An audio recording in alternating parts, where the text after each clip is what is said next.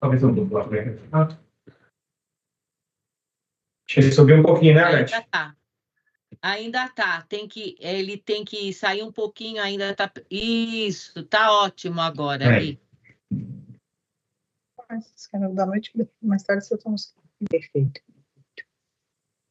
Vamos fazer. E o outro grande? É preto. É. Acho que tá.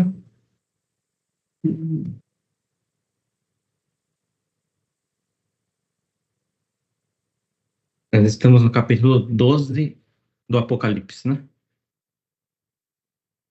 Não é o 13 hoje?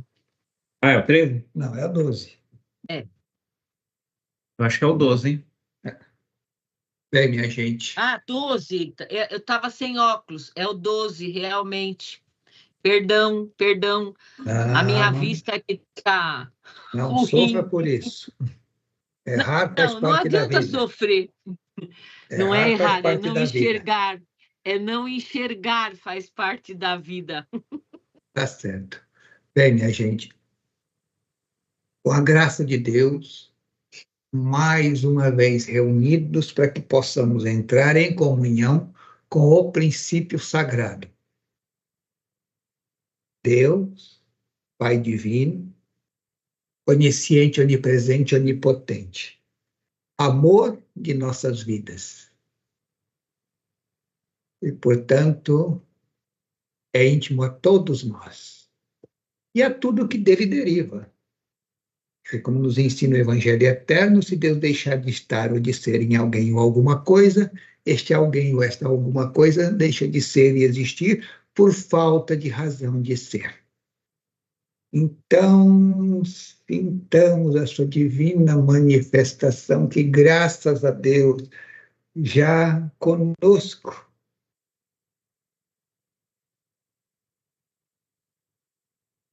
nesse brilho, nesse amor, nessa graça, estamos mais que debaixo de um parreiral, aqueles cachos de uvas estão sobre todos nós, e representa a doutrina de Deus. Obrigado, meu Senhor. Obrigado, Pai de infinita bondade. Amor de nossas vidas. Aquele que te representa, Senhor, no comando da nossa galáxia, o governador da galáxia. E também, graças a Deus, nos representa, nos honra com a sua presença. Ao profeta Elias, o Espírito por quem Deus entregou a lei, a poesia, Deus, o Evangelho eterno. A Jesus, o divino amor, o Filho amado Jesus, o príncipe da paz, Jesus. O amigo João, o evangelista e toda a mensageria divina, a doce Mãe Maria, Bezerra de Menezes, espíritos amigos, companheiros de caminhada, Sócrates, o Gandhi, Maria Conga, Maria Madalena, Nero, a bondosíssima e humilde legião de pretos velhos, índios, hindus e caboclos, os nossos anjos da guarda, os guias protetores, mentores amigos, os espíritos familiares, os companheiros de trabalho. Oremos. Deus, eu sou a essência absoluta.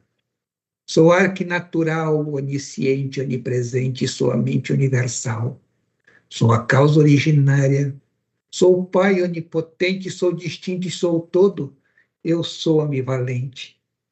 Estou fora e dentro, estou em cima e embaixo. Eu sou todo e a parte, eu é que é tudo em faixo. Sendo a divina essência, me revelo também criação e respiro na minha obra, sendo todo e a fração. Estou em vossas profundezas, sempre a vos manter, pois sou a vossa existência, a vossa razão de ser, e falo no vosso íntimo e também no vosso exterior. Estou no cérebro e no coração, porque sou Senhor. Vinde, pois, a meu templo, retornai, portanto, a mim. Estou em vós e no infinito, sou princípio e sou fim. De minha mente sois filhos, vós sereis sempre deuses, e, marchando para a verdade, ruireis as vossas cruzes. Não vos entregueis a mistérios, enigmas e rituais. Eu quero verdade e virtude, nada deis mosquetais, que de mim partem as leis, e quando nelas crescerdes, em meus fatos crescereis, para minhas glórias terdes.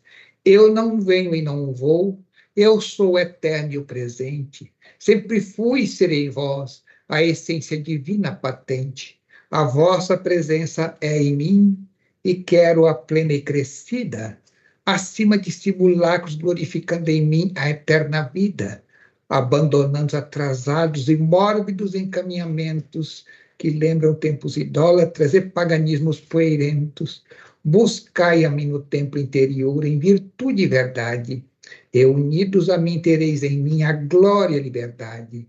Sempre fui, sou e serei em vós, a fonte de clemência, aguardando a vossa santidade na integral consciência. Pois não quero formas de babugens, mas filhos conscientes, filhos colaboradores meus, pela união de nossas mentes. Se alguém quiser dar passagem para o guia protetor, mentor amigo, para dar uma saudação. Graças a Deus.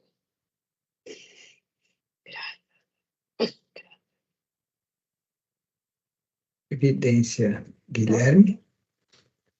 Graças a Deus eu pude ver muitos espíritos de luz, muito brilhantes, dourados, e pude ver essa manifestação de Deus que ilumina todo o ambiente, graças a Deus. Veja. Não pude ver, graças a Deus. Aí, Alete, Nada vi, graças a Deus. André, Irma, graças a Deus. Rivani.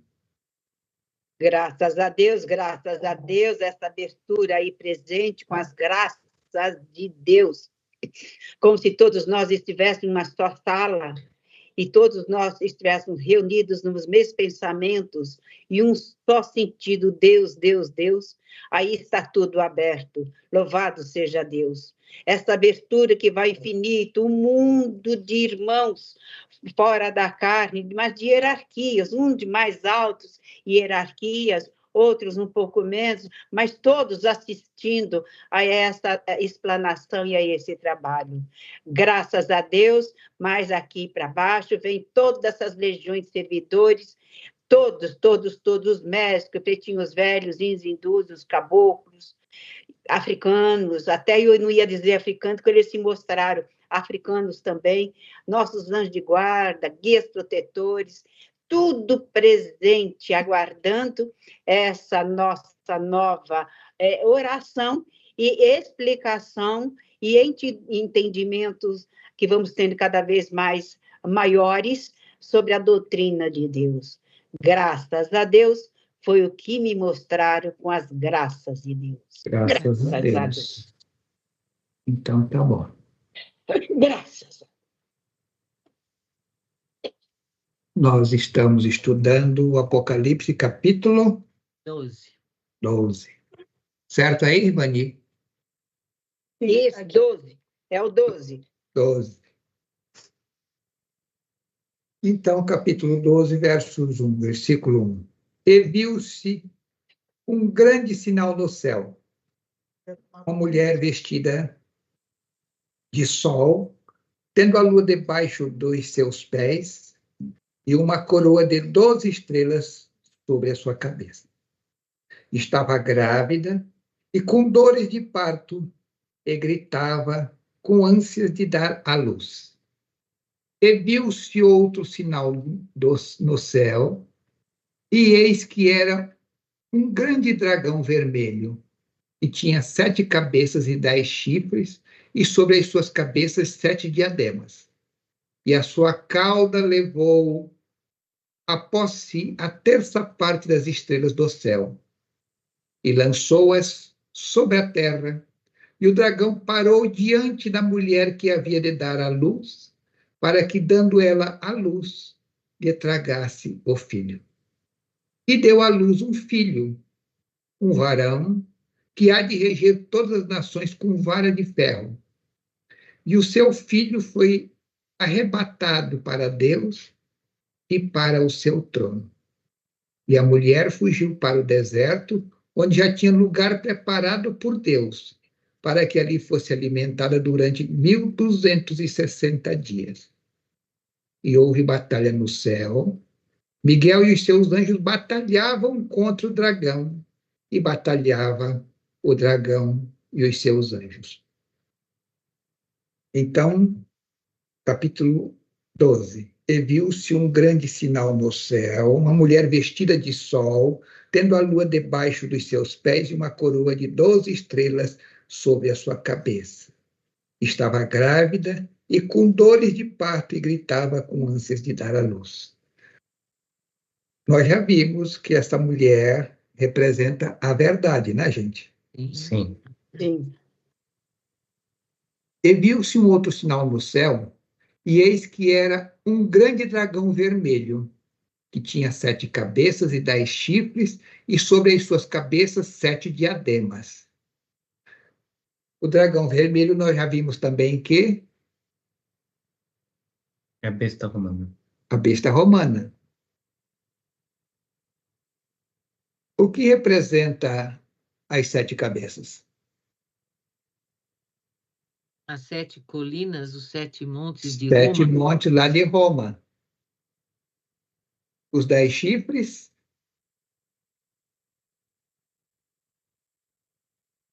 Esse eu não lembro. Os 10 imperadores de Roma, que nós encontramos aqui no estudo, na interpretação sintética do Apocalipse. Esses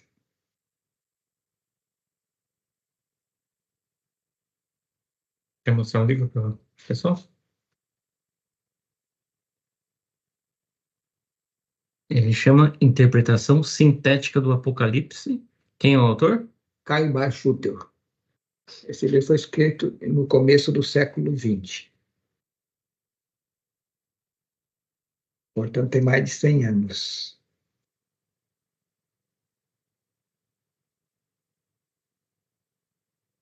É um livro espírita ou não? Espírito, Caio Schutter foi um grande trabalhador espírita. Ele era brasileiro? Sim, Conhece o Polidoro, então? não. Não? Quando o mestre encarnou, ele já tinha desencarnado. É do começo do século retrasado esse Caibar. Ah, mas nasceu em 1910? Quanto? 1910, não é? 1910.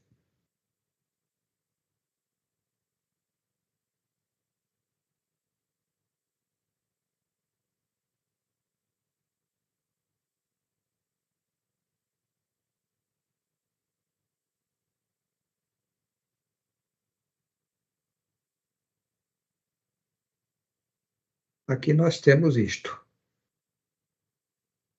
A primeira besta. O vidente ver sair do mar uma besta que se assemelha muito ao dragão. Tem 7 cabeças e 10 chifres, e em cada cabeça um nome de blasfêmia. Isso está no Apocalipse capítulo 13, versículo 1. A besta é semelhante ao leopardo, mas os seus pés são de urso, a boca de leão e o dragão, e deu-lhe o seu poder e o seu trono e um grande poderio. Uma besta surge do mar, e esta que em primeiro lugar procuramos decifrar, a outra surge da terra.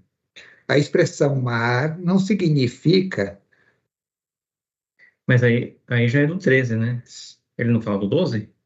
Veja bem, repara bem que no Apocalipse, nós vimos que ele fala uma parte e depois referenda de novo em outro capítulo. Tá. Tanto que nós vamos, aqui no capítulo 13, nós vamos encontrar lá no capítulo 18 a mesma afirmação de novo. Então, lembrar que no começo, que nós começamos a estudar o Apocalipse, falamos que a gente vai encontrar as mesmas profecias numa parte, depois a repetição das mesmas profecias em outra parte, e já vimos também que essas mesmas profecias vêm lá do Velho Testamento, no livro de Daniel, no livro de Isaías, no livro de Ezequiel, Sim. que sempre as mesmas profecias. E está no versículo 2, 3 e 4 do capítulo 13. Sobre o dragão, sobre as cabeças. Cabeças que subiu do mar. Então, uma besta surge do mar, e essa está em primeiro lugar, procuramos decifrar. A expressão mar não significa a grande massa de água salgada que cobre aproximadamente 3/4 partes do globo terrestre. Foi empregada pelo profeta em sentido figurado, é uma alusão aos povos e às nações que haviam de dar importância à besta, que, como veremos depois, adotou o título de universal e católica. No versículo 15, aí já fala do capítulo 17 do Apocalipse, quando o vidente escreve a explicação que o anjo lhe dá, explica bem o seu pensamento. As águas que viste onde está sentada a prostituta são povos e multidões, nações e línguas. As 7 cabeças, diz o anjo, no capítulo, são 7 montes sobre os quais está assentada a mulher. São também 7 reis, 5 caíram, um está e o outro não veio ainda, e quando vier durará pouco tempo. E no versículo seguinte, acrescenta, e a besta que era e já não é também o 8º rei, é um dos 7 e vai-se à perdição. Estes trechos fazem já descortinar as nossas vistas à grande cidade de Roma, pois é a única no mundo fundada sobre 7 montes. Aí nós temos o nome dos montes: Capitolino, Palatino, Aventino, Célio, Esquilino, Quirinal e Viminal. Então, quando se fala dos 7 montes, né, ou 7 chifres, representam os montes, e aqui estão os nomes, repito mais uma vez: Capitolino, Palatino, Aventino, Célio, Esquilino, Quirinal e Viminal. Os 7 reis devem ser as 7 formas de governo que se sucederam em Roma. Então, primeiro, monarquia primitiva, ou período de domínio dos 7 reis: Rômulo, Numa Pompílio, Túlio Hostílio, Anco Márcio, Tarquínio Prisco, Sérvio Túlio, Tarquínio o Soberbo. A Segunda República Aristocrática, em que governam os cônsules e senadores. Terceiro, República Democrática, em que ao lado dos senadores havia os tribunos do povo, que tinham o direito de recusar as leis do Senado quando eram prejudiciais ao povo. Quarto, Triunvirato, o de César Pompeu e Crasso, que forma o primeiro triunvirato, e o de Otávio, Antônio e Lépido, que forma o segundo triunvirato. O quinto, a ditadura, forma de governo que por várias vezes imperou em Roma. O sexto, o Império Romano, que teve início no ano 29 a.C., e do qual foi o primeiro imperador Lépido, um dos membros do segundo triunvirato, recebendo do Senado o nome de Augusto. E o sétimo, Reino da Itália, proclamado por Odoacro no ano de 475, e o reinado posterior da Casa de Saboia. O 8º rei, de que fala o versículo 11 do citado capítulo 17, não pode ser outro senão o papado, que é o dos 7, diz o texto. Ora, o Papa, intitulando-se o Rei dos Reis, como fazia e usando sobre a sua cabeça a tríplice coroa de ouro com brilhantes, é rei e é dos reis, reveste dos característicos de que fala São João. Mas continuemos o nosso estudo. Já interpretamos o mistério das 7 cabeças, vamos tratar agora das 10 chifres. Estes são, forçosamente, as 10 nações que já haviam aparecido no tempo em que São João recebeu a palavra profética de que nos ocupamos, as quais, depois do desmembramento do Império Romano, agiram de acordo com o papado. Primeiro, a França, que até 1870 conservou um exército em Roma para proteger o Papa. Segundo, a Espanha, que foi um dos braços fortes da Inquisição e que até hoje obedece à política de Roma. 3. Portugal, com as suas colônias, foco de fanatismo romano. 4. A Inglaterra, onde tanto sangue foi derramado por ocasião da Reforma Protestante. 5. A Itália, berço do Vaticano. 6. A Alemanha e suas possessões, onde, por ordem do Papa Eugênio IV, foram queimados em um palheiro 1.000 partidários de João Hus. Puxa, o Papa Eugênio IV foram queimados em um palheiro 1.000 partidários de João Hus. Vocês estão lembrando quem foi João Hus? Sim. Sim. Foi um dos primeiros reformadores. Ele, John Wycliffe, né? Antecessor do Lutero, né? Sim, bem antes. 100 anos antes. 7. Áustria-Hungria, que tanta força tem dado ao Papa. 8. A Rússia. O 9. A Grécia. E o 10. A Península Escandinávia, compreendendo a Suécia e a Noruega. Foi sobre essas águas, povos, nações e línguas, que Roma assentou o seu poder e dominou pelo ferro e pelo fogo. Como todos sabem, leia-se a história dos papas e a história de Roma. Continuemos o estudo do capítulo 13. Foi uma das suas cabeças como feridas de morte, e a sua chaga mortal foi curada, e toda a terra se maravilhou após a besta. Adoravam o dragão que deu à besta o seu poder. Quem é que é o dragão aqui, gente? O Império Romano, né? O Império Romano, é. Que deixou de existir e deu a força para a besta, que é a Igreja Católica. Igreja Católica. Quer dizer que é uma continuidade, não deixou de existir. Saiu um poder e entrou outro, né? Por isso que nós vimos aqui, que a besta deu força, aliás, o dragão deu a força para a besta. É. Adoravam o dragão que deu à besta o seu poder, dizendo: quem é semelhante à besta e quem poderá batalhar contra ela? Isso nós vamos ver lá no capítulo, essa frase, esse versículo, no capítulo 13, versículo 4. A cabeça ferida de morte e depois curada é o brado da reforma, com as suas teses afixadas em 31 de outubro de 1517, na principal igreja de Wittenberg, por Martinho Lutero, e a repercussão produzida no mundo pela audácia do grande reformador, que foi seguida por muitos outros, precedido por homens eminentes que não cessavam de criticar os dogmas absurdos da igreja e em sua ação nefasta, sustentada pelos reis e imperadores. Então, nós temos Wycliffe, John Hus, Erasmo e tantos outros que lhe seguiram as pegadas, Melanchthon, Farel, Calvino, etc. O último trecho do versículo, que imprimidos com caracteres maiúsculos, é sempre repetido pelos padres e pelos católicos, quando se lhes observa o erro do papado e a caducidade de suas doutrinas. Eles bradam com todas as suas forças: qual religião é semelhante à católica? Quem poderá lutar contra ela? Quem sempre foi batida, mas nunca foi vencida?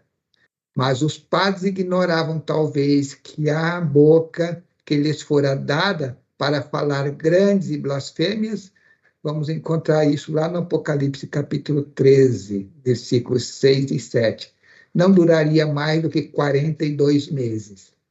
O poder para fazer guerra aos santos e vencê-los e para dominar toda a língua, tribo, nação, não podia se estender ao infinito. O mal não pode se eternizar, só Deus e a sua lei são eternos. Mas Procuremos a interpretação dos 42 meses fatais anunciados por São João. Já dissemos que a linguagem apocalíptica é ordenada por alegorias, caracteres, metáforas.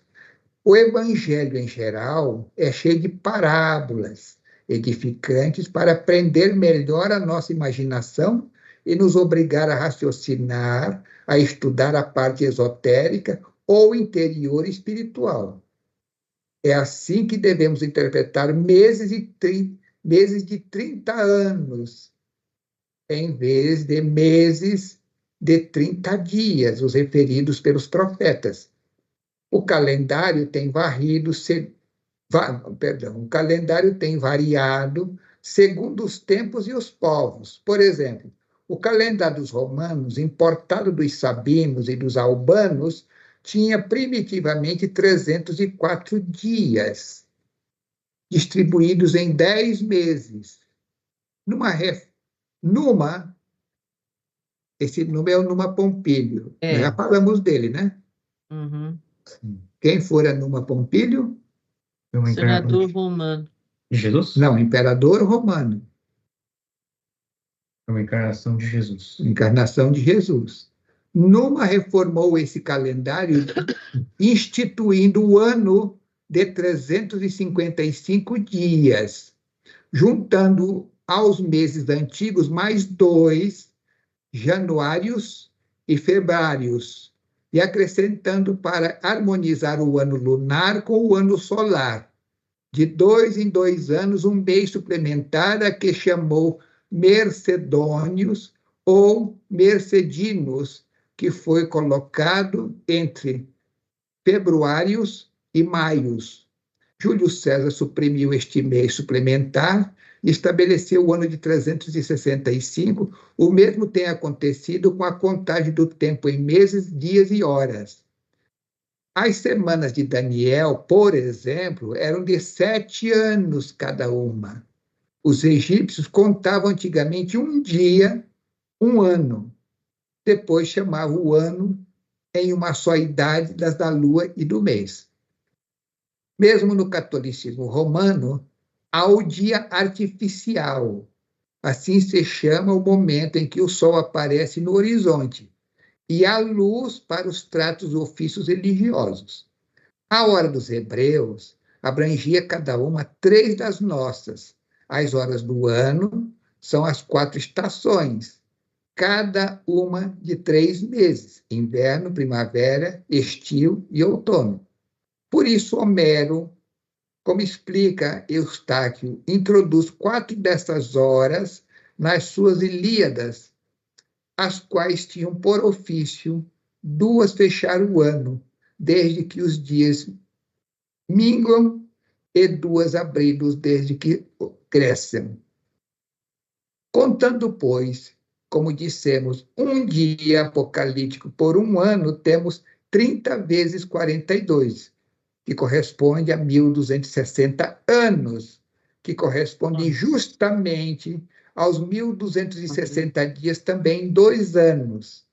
Tempo este predito pelo profeta no capítulo 12, versículo 5, cerca da fuga da mulher para o deserto, onde Deus lhe havia preparado um lugar para ser alimentada. Vou repetir.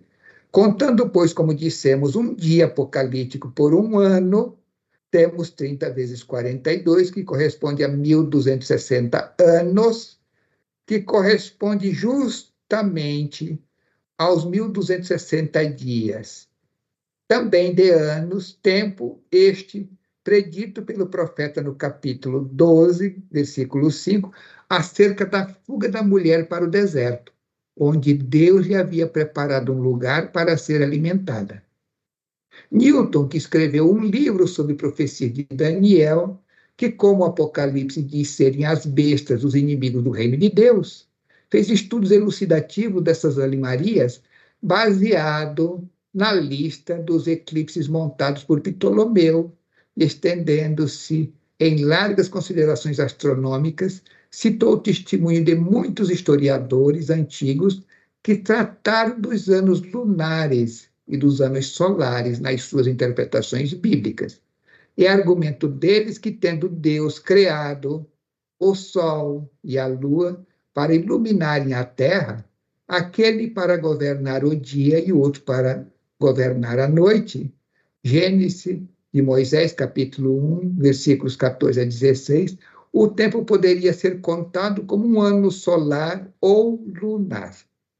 E dessas deduções fazem considerações sobre as velhas bestas que representam o reino babilônico, o império Meda-Persa, mas continuemos a análise dos 1260 dias do ano. Examinemos se, com efeito, não foi esse o período em que o papado exerceu a sua soberania. Prestem bem atenção nesse detalhe aqui. A história narra o surgimento do papado no 7º século e justamente no ano de 160 depois de Cristo. No ano 605, o imperador Focas elevou o Papa ao supremo poder, mas só em 610, e daí em diante, é que ele pôde exercer amplamente a sua supremacia. De 605 a 1665, temos justamente 1260 anos solares. Entenderam? Sim, as datas aqui, né? 42 vezes 30. A história narra o surgimento do papado no 7º século e justamente no ano 160 depois do Cristo. No ano 605, o imperador Focas elevou o Papa ao supremo poder, mas só em 610, e daí em diante é que ele pôde exercer amplamente a sua supremacia. De 605 a 1865, temos justamente 1260 anos solares. Em 1866, como se sabe, acentuou-se uma ação terrível em toda a parte contra as doutrinas da Igreja Romana e o papado, o que fez estremecer os alicerces de Roma, com o intuito de reforçá-los. O Papa Pio IX reuniu um concílio que decretou em 1870 a infalibilidade do Papa. No dia imediato foi declarada a Guerra Franco-Alemã, em consequência da derrota da França. As tropas francesas que guardavam Roma, servindo de braço forte ao Papa, foram retiradas, e no dia 20 de setembro as tropas de Vítor Emanuel entraram em Roma e despojaram o Papa do seu poder temporal. Interessante é que Focas, assassinado por ordem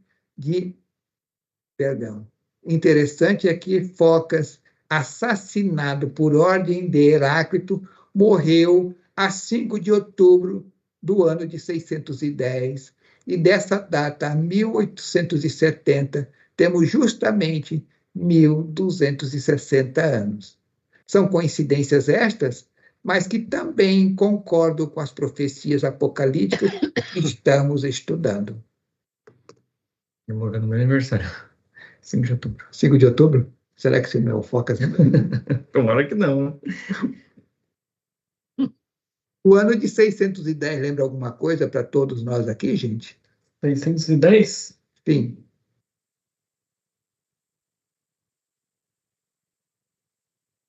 Não lembro mais. O surgimento do Maomé. Por que a gente lembraria do surgimento do Maomé? Repararam que 610, com o surgimento do Papa, também surge Maomé? Viram uma coincidência interessante, né? É. Que pregou até até o ano 640, quando ele morreu. Ele viveu só 30 anos. 30 anos de pregação. Porque ele é de Não, de 600. Ele é de 570. Perdão, 570 ou 580. Não sei se foram 30 ou 40 anos que ele teve vivido, porque ele era um caravaneiro, né? Ele era um rico caravaneiro. Bom, alguma dúvida nesses comentários todos que fizemos? Não. Muita informação, não guardei nada, mas dúvida não. Mas todo mundo entendeu o que representam os 10 reis, as 7 colinas, né? Deu nome às colinas, deu nome aos reis, aos povos, né? Sim. Deu para todo mundo entender os anos dados aqui, 1260, que corresponde a quanto tempo, e dá os valores acontecendo direitinho, quando começou e quando terminou. Sim. Todo mundo entendeu isto? Em 260 foi uma mulher que fugiu para o deserto. Mas teve uma hora que ele falou dos 42 meses, que 42 vezes 30, que são os dias que, na verdade, são anos no calendário de Daniel, dá 1260, né? Então, voltemos à Bíblia. E a mulher fugiu para o deserto, onde já tinha lugar preparado por Deus, para ali fosse alimentada durante 1260 dias. Por que a mulher fugiu para o deserto? Eu ia te perguntar a mesma coisa. Concorda que você ficar no deserto seria ficar isolada, distante? Podemos entender que a doutrina, a verdade real, ficou afastada por esse período todo, se torna no deserto, escondida, isolada, sem acesso, né? Mas, como diz aqui, e a mulher fugiu para o deserto, onde tinha lugar preparado por Deus para ali fosse alimentada durante 1260 dias. Esses 1260 dias terminam em 1800 e, nós vimos, 1870, né? A gente não lembra mais. Bom, foi o surgimento do iluminismo ou não? Não. O iluminismo é 1700. No século XVIII, 1700. Vamos começar através de Voltaire, que foi a partir do começo do século XVIII, 1740 e pouco, até a Revolução Francesa em 1792, né? Então, o século XIX seria o surgimento do Espiritismo, que começou, Kardec nasceu no dia 3 de outubro de 1804. Isso, 3 de outubro de 1804. E 1857 saiu o quê? O primeiro livro dos Espíritos. Mas 1860, portanto, praticamente 1857 e 1860, está ali no tempo, não está? Tá. O surgimento do quê? O livro dos Espíritos. Representa o quê? A restauração doutrinária da doutrina. Vocês estão vendo como tudo isso é um encadeamento, parece uma engrenagem que vai girando perfeitamente? E para Deus tudo tem um tempo predestinado. E que a pressa está sempre no homem, não na mão, e não em Deus. Por que em Deus ele não tem pressa de nada? Porque como ele é onisciente, onipresente, onipotente, tem presciência dos fatos, ele sabe como é que tem que ser dosados os ensinos e dar tempo aos fatos para que eles comecem a acontecer e comecem a enraizar na humanidade, né? Porque nada surge assim do nada, né? Um aprendizado também não é... Você vê que Jesus veio, entregou o código de comportamento, a doutrina, num espaço de 7 anos, e deu 2000 anos para a humanidade ir amadurecendo tudo aquilo que ele deixou.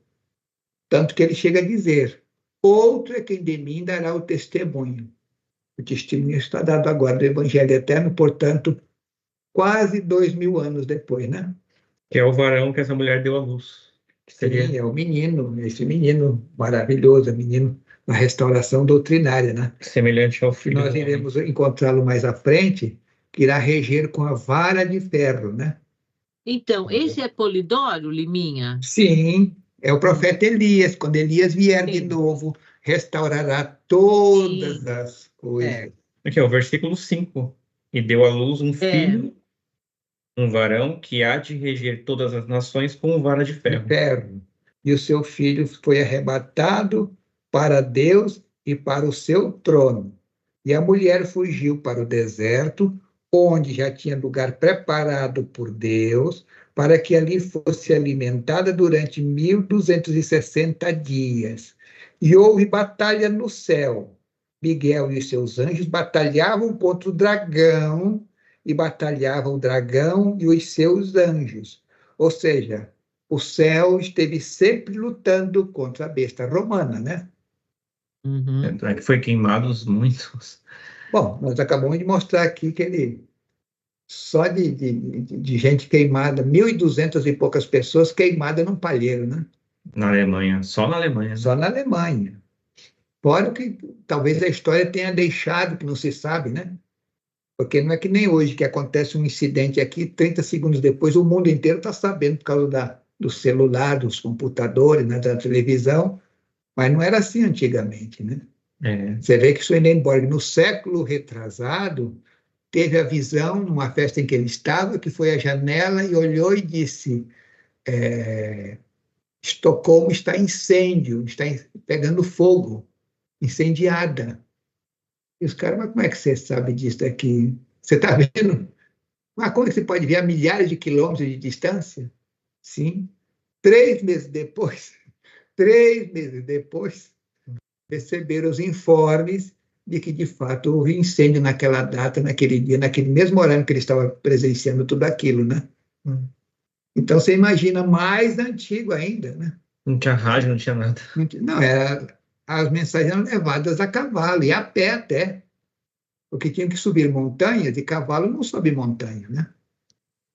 Então, tinha que subir, por exemplo, os astecas, os maias, os incas, eles pegavam peixes frescos no Oceano Pacífico e levavam até no centro lá do México,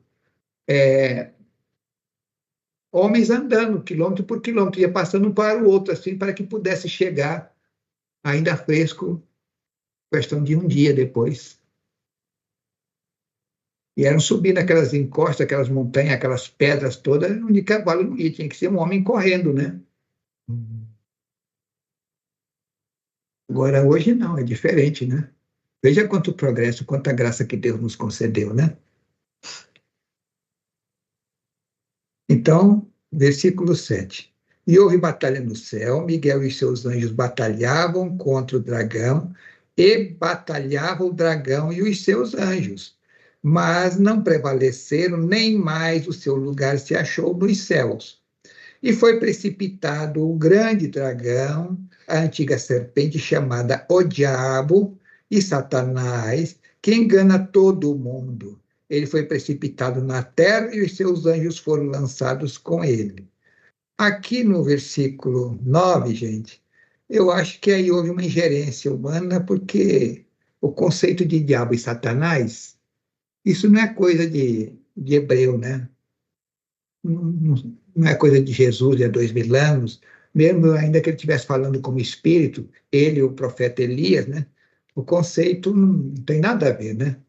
Porque parte da premissa de que lá no livro de Isaías, no capítulo 14, que aquele anjo que se decaiu, que se sentiu invejado de Deus, é uma coisa que não tem cabimento pensar que um espírito do plano crístico sinta inveja do próprio Deus, quando ele sabe que ele é a manifestação do próprio Deus, que tem em si todas as virtudes do próprio Deus, e que o desabrochamento deles o levará ao próprio Deus.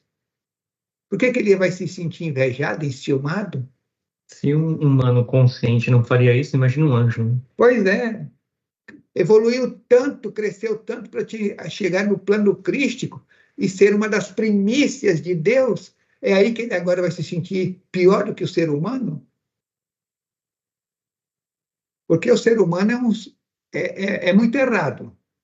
É cheio de falhas, de erros, mas a gente não vê o humano dizendo que é o próprio Deus, né?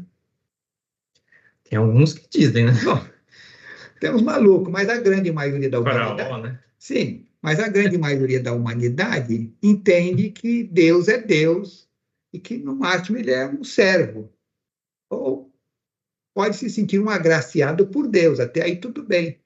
Mas pouca gente hoje sobre a Terra se sente no direito de dizer que ele é o próprio Deus, né? Mas só um detalhe, né? Tipo, mesmo existindo homens que se achem o próprio Deus como Faraó, não é um espírito puro, um espírito de inteligência, né? Grandiosa, igual um anjo seria, né? Um anjo teria toda a sabedoria, né? Mas como eu Divina. acabei de mostrar, um espírito para chegar no nível de um chamado anjo, né? No plano crístico, uma das primícias de Deus, subentende que pertence a uma escala superior no plano crístico, né? E aí é ali que ele vai se sentir invejado, enciumado de Deus. Para chegar ali, ele tem que ser muito uno com Deus já, né? Sim. Para começar aí, né? Então é todo amor, todo respeito para com esse princípio de Deus e não ficar enciumado de Deus, né? Que, aliás, você só atingiu o plano crístico, como está escrito no Evangelho Eterno, e alguns livros do mestre Polidoro, em que o espírito está liberto dessas inferioridades humanas, né? Dessas más inclinações, aonde o ódio, os ciúmes, o despeito, o orgulho já não fazem parte mais desses espíritos. Em nós ainda isso existe, por causa da nossa inferioridade espiritual. Mas no plano crístico, lá não se admite uma coisa dessa, que, aliás, o espírito nem atinge lá se ainda tiver algum resquício, alguma semente dessas inferioridades dentro dele, né? Que é pelo contrário, é cada vez mais altruísta, cada vez mais amor, cada vez mais respeito para com as divindades, né? Para com o ser superior. A partir do momento que você tem assim um laivozinho de uma inferioridade, e você começa a declinar, que isso não é seu, você não merece esse plano, então. E o espírito não quer descer, pelo contrário, ele só quer avançar, né? Foi igual os mensageiros daquele espírito que ficou preso lá nas trevas, né? Porque ficou vibrando igual a região, ele ficou preso lá. É pela forma, a lei da atração, pelo modo de você pensar, você terá os seus paniguados, os seus, né, seus iguais, né? Sim. Então, aquele que pensa em termos de amor, tem em torno de si amor. Aqueles que pensam em termos de inferioridade, de inveja, de ciúme, de despeito, orgulho, os desvios morais até, na razão direta do que você pensar, você sustentar aquilo, você terá os espíritos paralelos àquilo que você semeia. Por isso que procuremos sempre ter bons pensamentos, pensamentos amorosos, como Jesus nos ensinou, que da vossa boca saiam palavras cheias de amor, de bondade e de misericórdia. Só que para minha boca expressar isto, eu tenho que ter uma fonte direcionando que vem de onde? Do coração e da mente. Do espírito, né? Que direciona através da mente e através do coração, que minha boca possa expressar as palavras de amor, de bondade e de misericórdia. Então, se a gente é despeitada, é violento, é agressivo, é porque ainda moram dentro da gente esses desvios comportamentais, aquilo que no século retrasado Kardec chama das más inclinações, né? E quem houver... Fale, meu amor. Não, pode terminar, depois eu falo. Então, a gente sabe que isso a gente tem que construir de dentro para fora, vencer as nossas más inclinações, criar um cerceamento interior para irmos diluindo aquilo que nos afeta em termos de moral, né? É uma luta titânica. Eu tenho que estar construindo todo dia, me alicerçando para ir vencendo as minhas mazelas interiores. Como diz o Hemingway, eu tenho que ser superior ao meu eu anterior. Em outras palavras, né? Quer dizer que eu tenho que ser melhor hoje do que fui melhor ontem, né? Santo Agostinho. Santo Agostinho. Fale.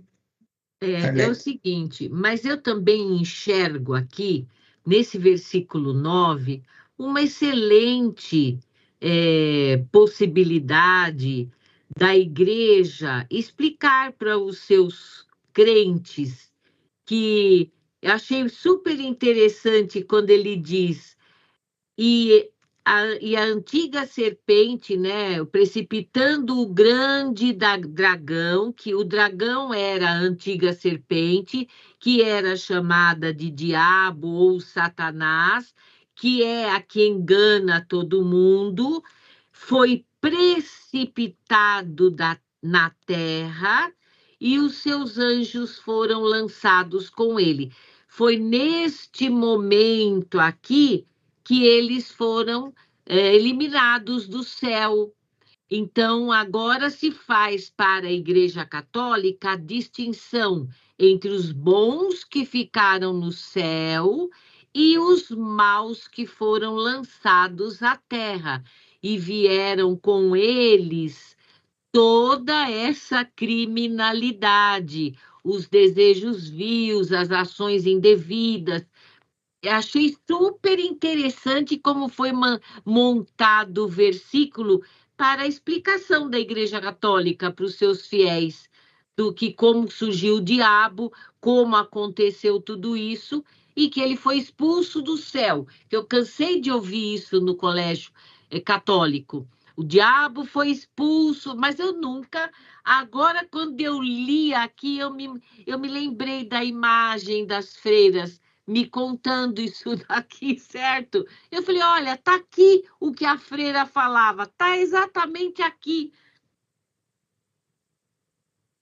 Mas eu acho assim, ficou um versículo próprio para a Igreja Católica, não para quem conhece a verdadeira doutrina. Sim, corretíssimo. Bem pertinente a sua colocação. E algo que é estranho também, é no versículo 7, essa batalha que eles citam, só pode ser uma alegoria isso, né? Porque jamais Deus, que é onipotente, permitiria que um anjo fosse batalhar com algum desviado, assim. Os anjos teriam todo o poder para expulsar esses demônios, né, de lá. Então, só pode ser uma alegoria isso aqui, não pode ser uma E houve batalha real. batalha no céu. Miguel e os seus anjos batalhavam contra o dragão, e batalhava o dragão e os seus anjos. Quer dizer que está mostrando que existia uma contenda entre Sim. o Miguel e o dragão, com os seus anjos também. Agora, veja bem, como é que a gente pode entender essa batalha do Miguel e os seus anjos contra o dragão e os seus anjos? Entre o bem e o mal, essa batalha vai existir sempre. Por isso que os médiuns veem hoje nas reuniões o anjo Miguel com a sua lança e Com a espada, né? E todos os seus das suas legiões prontos para combater, quer dizer, continua pronto para combater o mal. Jesus até diz no Evangelho: orai e pedi ao Pai que vos envie espírito bom, porque de espíritos maus a terra está cheia. Quando os videntes relatam que as legiões angélicas passam pela casa, ou pelas lares, ou pelos ambientes de trabalho espirituais, e que vão levando e lutando contra aqueles espíritos maleficiosos, não é uma batalha?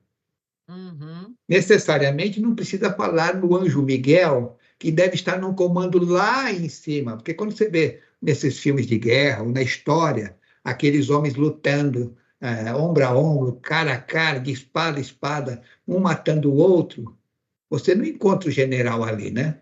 Não. O general fica sempre na retaguarda, tem que ser lógico, ele é quem está gerindo tudo, ele é quem tem que dar toda a articulação guerreira, né? As estratégias, né? Ele não vai à frente, ele fica atrás comandando tudo. Então, o anjo Miguel não é ele que vai sair lá no plano crístico dele para ir pegar espírito, aí sentar a borracha dele lá, né? Não, porque é assim que funciona a coisa, ainda neste mundo. Quem lê o livro Pentecostes, eu quando li o livro Pentecostes, ele começa dizendo que o Espírito estava lá quebrando pedra, né? Quebrando pedra e tal. Eu imaginei que o livro começaria contando a história de um Espírito que aqui na carne, ele era canteiro. O que é um canteiro? É aquele que quebra pedras, que faz esses macaquinhos de pedra para colocar nas ruas, que fazem guias de rua. né? Que fazem colunas, né? Já viram? Feito em granito. Não vi, mas... Mas você passa na rua e vê aqueles quadradinhos de granito assim, que antigamente não tinha asfalto. Aquilo são feitos por canteiros. Canteiro era o nome da pessoa que pegava um bloco de pedra e ia quebrando os pedacinhos para depois montar nas ruas. Isso você já viu? Não. Primeiro, não, nunca vi. Você não olha para baixo. Não, o canteiro eu já vi, mas não vi a pessoa fazendo isso. Não, mas já viu a pedra, pelo menos. Sim, a pedra eu já vi. Então é isso que eu quero dizer. Então, quem faz essas pedras são... Fale. Você está falando dos tipo paralelepípedo? Isso, paralelepípedo. E aí agora uma outra curiosidade da língua portuguesa, aí também, a Arlete também pode talvez saber. É por isso que tem o termo canteiro de obras? Porque onde ficavam acumulados os trabalhadores. Porque hoje o ser humano faz com areia, cimento, cal, né? Mas antigamente era pedra, ia quebrando pedra e montando as pedras, né? Então tinha os trabalhadores que eram treinados para quebrar pedras, fazer as colunas, fazer os paralelepípedos, fazerem as guias, as colunas, né? Você estava falando do Pentecoste, que tinha o Então tinha lá os caras que eu pensei que a história ia contar de um espírito que tinha sido ao longo da vida canteiro, ou seja, quebrava pedra e por alguma infelicidade da vida dele, ele desencarnou e continuava quebrando pedras do outro lado, né? E aí, lendo mais um pouco à frente, aí a história vai contar que ele estava no mundo espiritual quebrando pedras, como castigo espiritual para ele. Aí eu fui entender que você quebra pedra aqui na Terra e quando desencarna vai quebrar pedra do outro lado, se você assim o merecer, né? Nossa, que tristeza, hein? Em que lá tem lá os espíritos que tomam conta deles lá, que eles estão como se fossem presidiários. Eles, na verdade, são canteiros presidiários. Eles estão reclusos numa região que, para passar tempo deles, ficam quebrando pedras. É um castigo que eles têm, imposto por outros espíritos errados que tomam conta naquele plano espiritual. Esse que é interessante, sabe? Como um outro livro também da série André Luiz, perdão, A Vida Além do Véu, em que os espíritos vão fazer um resgate de milhares de irmãos que estão presos, escravos nas cavernas, quebrando pedra lá dentro, que eles pensam que os donos daquela região, que são espíritos errados, criminosos, pensam que aquilo são tesouros, são ouros, na verdade é pedra. Mas eles são tão iludidos, tão obsediados naquela faina de fortuna, de dinheiro, que escravizam os outros espíritos para irem quebrar pedras e são levados a chibatadas, algemados, amarrados, né? Milhares de espíritos trabalhando dia e noite lá, quebrando pedra, pensando que o dono, o chefe daquelas regiões trevosas são comandantes, são espíritos errados, e que de vez em quando vão os miguéus, né? Ou digamos miguéis, né? A letra que pode dizer se é Miguel ou miguéis. São miguéis. Os miguéis comandando espíritos para socorrerem aquelas legiões de espíritos que merecem sair daquelas furnas, daquelas cavernas onde eles são escravizados por outros espíritos que estão lá.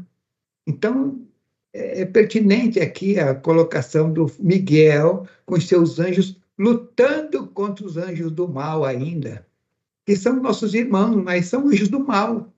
Como também temos do outro lado para cima os anjos do bem. Mas o que eu quero dizer é que, por exemplo, nos arautos, né?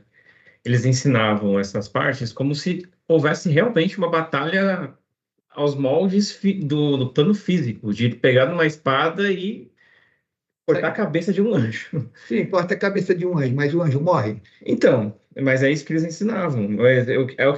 O que eu estava querendo dizer é, o Miguel já é um espírito tão evoluído que ele não precisa de nada disso para batalhar. Eu digo, por exemplo, já contei para vocês o nosso irmão Shonar, estão lembrados que eu já falei na história dele? Que é um espírito que comanda uma legião muito grande, em que nas batalhas eles descem no lado espiritual nas batalhas e vão socorrendo aqueles espíritos que desencarnam ou aqueles que estão ainda, não chegaram a desencarnar, mas que eles não comecem a vibrar ódio e sentido de vingança, porque ao desencarnar como espírito, eles não morrem, eles ficam atuando sobre a outra, o lado espiritual dos encarnados, como obsessores, jurando vingança, jurando ódio, e aquela guerra que você vê entre duas facções, dois impérios lutando um contra o outro, na verdade são 4. Tem os 2 encarnados, um contra o outro, e tem as legiões desencarnadas ajudando na guerra também. Existe a guerra espiritual do outro lado, porque os espíritos insuflando os encarnados, obsediando os encarnados com vingança, com ódio. Então, quando a gente vê batalhas, por exemplo, de Rússia e Ucrânia, por exemplo, ou do Hamas contra os hebreus, a gente fala, são os Hamas, os encarnados, né, e os hebreus encarnados. Na verdade, existem os Hamas encarnados e desencarnados com mais sede de ódio e vingança, e aos hebreus também com sede de ódio e vingança e com sentido de defesa daquilo que é deles também. Agora, muitos espíritos merecem, e o Shonar comanda uma legião que desencarna esses espíritos, ou que desencarnaram ali na hora, e já o levam dali para que ele não fiquem naquele oceano eletromagnético vicioso de ódio. Para que o espírito não fique do outro lado alimentado por aquele ódio e acabe ele juntando-se ao lado espiritual dos espíritos que estão ali em guerra e perca o seu crescimento espiritual. Então, espíritos que são boas pessoas, têm um bom nível já espiritual, desencarnou numa guerra. E se ele começar a pensar com ódio por causa que ele desencarnou, que viu a família sendo exterminada, ele vai se encher de ira. E como tal, ele começa a se escurecer e se encher de vingança. Fica até preso lá. E fica preso naquilo que ele criou. E como ele tem merecimento, o Shonar e outros espíritos, um exemplo, Shonar é um nome de uma legião, é o nome de um comandante espiritual, que pertence a um plano, acho que plano crístico, né? No comando dessas legiões, eles vão desencarnando aqueles espíritos, afastando da guerra, e os levando para um plano espiritual, onde eles vão entender que passaram por aquela catástrofe, mas vamos orar por aqueles que ficaram na carne. Porque o pensamento faz com que a pessoa vá redescendo de nível espiritual. Tem um livro do mestre Polidoro, em que o espírito está no mundo espiritual, e aí os espíritos comentam com ele, a sua filha vai se casar, né? Ah, é? Nossa! Com quem que ela vai se casar? Com fulano de tal. O quê? Com fulano de tal. Não, minha filha não pode se casar. Ele desce do plano espiritual, ele é um espírito bom. Aí, quando ele chega lá na casa, ele vê de fato a filha lá com o rapaz. Ele começa a interferir no namoro deles, na união dos dois, e começa a criar um inferno dentro dele para ver a filha separada, porque ele não pode acreditar que a filha esteja namorando com quem ela vai se casar, com aquele espírito. E ele começa agindo de um modo assim, e começa a perder a espiritualidade, começou a escurecer, a ponto de ele não poder mais sair de dentro da casa da família, se transformando num obsessor. Mas como ele era um espírito de um bom nível espiritual, os espíritos do plano a que ele pertence foram em socorro dele. E aí chamaram lá a atenção, ele como espírito, obsediando um, obsediando o outro, e disseram, fulano, por que você está fazendo isso? Não, porque eu não posso admitir minha filha, esse espírito não merece, minha filha não merece esse homem, esse espírito vai desgraçar a vida da minha filha. Calma, fulano, Deus sabe o que faz. Não, mas sim, Deus sabe o que faz, mas eu não quero isso que aconteça com a minha filha. Aí vão convencendo que, de fato, ele está agindo como obsessor. Veja que nível você se encontra, ao resto do chão, amarrado. Você não consegue mais voltar para o seu plano espiritual, que dê sua luz. Ele começa a cair, olhando para si, e vê que, de fato, ele está amarrado, está escuro. E aí ele se entende que, de fato, ele está agindo de forma errada e começa a se afastar da casa. Quando eles saem no quintal da casa, aquele grupo e ele junto, ele olha para o céu e vê um espírito descendo uma forma de uma luz, um sol, que chega na frente dele e só pergunta isso para ele: por que amar a filha de hoje e odiar o filho de ontem? E ele despertou e disse: porque esse espírito já fora meu filho, sim, na outra encarnação ele foi seu filho. E você não está conhecendo. Dá para entender aonde eu quero chegar com todo esse contexto? O que são essas batalhas espirituais? O que ocorre do outro lado? O que a mensageria divina faz para ajudar os espíritos filhos a vencerem e não se conspurcarem, não se atrasarem na evolução? Então, existe a batalha que precisa lutar mesmo. Não é uma batalha como que o espírito não morre, por mais maldoso que ele seja, ele pode até ser traspassado por uma espada numa luta dessa daí, mas o espírito se sente ferido e vai sofrer com aquele ferimento, mas ele não morre. Aquilo vai recuperar, ele vai sarar, mas estará nas trevas. E para sair de lá, ele vai ter que fazer a cura do seu conceito mental, dos seus equívocos morais. A cura não é uma cura física do perispírito, é a cura moral dentro dele, para ele merecer ajuda, para ser recolhido dali, para depois ser educado, para depois reencarnar e enfrentar aquilo que no passado, aquilo que ele fez por merecer na mão da justiça divina, né? Esse no plano físico já é algo animalesco que as pessoas podem se tornar, imagina no plano espiritual, né? Deve ter cada coisa assombrosa, né? Por isso que o mundo espiritual é como você vai, por exemplo, num ambiente de prostituição. É uma coisa horrorosa. Você vai num abatedouro de animais. Você vê os animais do outro lado, desencarnados, e aqueles espíritos vampiros sugando aquele sangue que está escorrendo ali por aquelas canaletas, grudado naqueles corpos pendurados ali para serem tirados da pele. É uma visão assombrosa espiritualmente que existe dentro por exemplo, dos abatedouros e dos botequins, dos bares, por estar cheio de bêbado. O mestre, por exemplo, ele dizia: eu não posso entrar em bar, eu me sinto tão mal. Tanto que, às vezes, vamos comprar lá um pão, um vinho, né? Na padaria ele ia, tinha lá um botequinho lá perto, assim, Liminha, você pode ir lá buscar para mim? O mestre, claro, ia lá, pedia para ele, porque ele via lá, ele via aqueles espíritos e se sentia tão mal, só de ver aquilo espiritualmente, o bar, aqueles espíritos grudados no chão, e ainda aquele pessoal pede uma pinga e joga um pouco para o santo, assim, na parede. Os espíritos bebem aquele pouco na parede, ficam lambendo a parede. É uma visão assombrosa que existe no mundo espiritual, nesses botequins, nesses bares, nesses prostíbulos, nessas boates.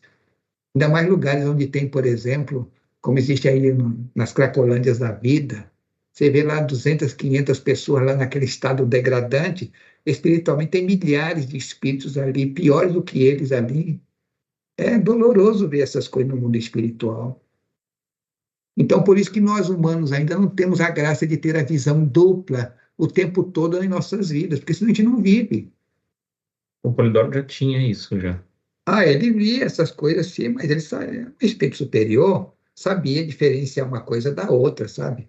Ele, às vezes, se afastava. Não vamos aqui não, Liminha. Vamos mais para frente. São espíritos diferentes. Ele dizia, eu nunca pude tratar dos meus dentes. Tanto que eu os perdi todos, porque meu corpo não pegava anestesia. Eu tinha que tirar os dentes na dor mesmo. Nossa. Porque por mais que aplicasse anestesia em mim, meu corpo não aceitava aquilo. Ele não ficava anestesiado. Por quê? Pureza espiritual dele. Ele ia fazer barba no barbeiro, e aí ele disse, todo barbeiro que eu passei, dizia, seu Polidoro, o senhor usa algum produto na pele? Se não uso nada. É só o sabão mesmo, quando eu tomo meu banho e tal. Mas, seu Polidoro, o senhor tem uma pele tão sedosa, tão macia, tão delicada, que eu corto barba todos os dias, dezenas de anos. Eu nunca encontrei um rosto tão sutil, tão delicado que nem o seu. O senhor não usa mesmo? Não, não uso nada. Estranho, o que será que o senhor tem? Eu sou eu. Eu dizia assim, eu sou eu. Então veja a natureza desses espíritos, né? Tudo neles é delicado, como eu já disse. Ele teve uma visão lá em que ele se infusou em Deus, e quando ele retornou, ele falou, Liminha, eu fiquei uns 20 dias doente. Quando voltei para o meu corpo, eu não podia voltar para o meu corpo se Deus não me ajudasse. Mas aquilo me deixou doente durante 20 dias, a volta do meu espírito ao corpo físico. Eu não pude suportar. Bastava eu pensar naquilo, já ia exteriorizando, eu tinha que parar, concentrar e voltar de novo para o corpo. Por isso que você gosta do X-Men, né? X-Men mostra muito dessas coisas. Então, veja a natureza desses espíritos sublimados, divinizados, né? Eles têm uma natureza muito... Vale. Você sabe que você falando tudo isso, eu estou pensando aqui nas conversas que eu já tive com o Guilherme, tudo, da nossa pequeneza, né? Porque você vê o seguinte, eu estou analisando aqui e no fundo no que você está falando. Porque, por exemplo, um espírito do tamanho do mestre, que como você contou numa das orações aí durante esses dias, talvez aí nas últimas 3 semanas, contou de novo aquela história de que os espíritos patrocinavam ele em tudo, ele ia pensar em fazer e já dava certo, né?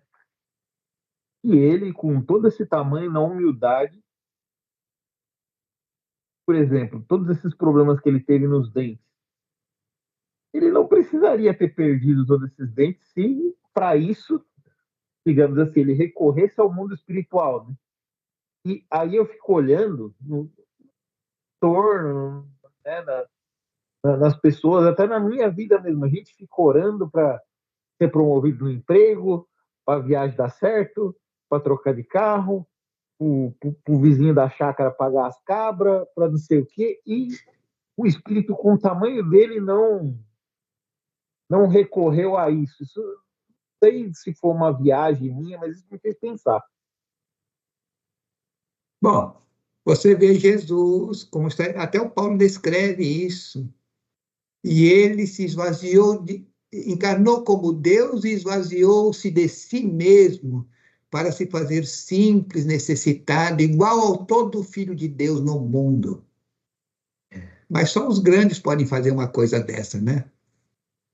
E pode falar, não, deixa eu viver, deixa eu passar minhas necessidades.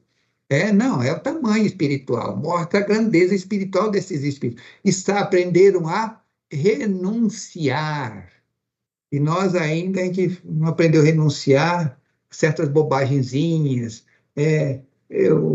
Eu não consigo deixar de fumar, eu não consigo deixar de beber, eu não consigo deixar de fazer isso, aquilo, eu ainda tenho isso, eu preciso disto, né?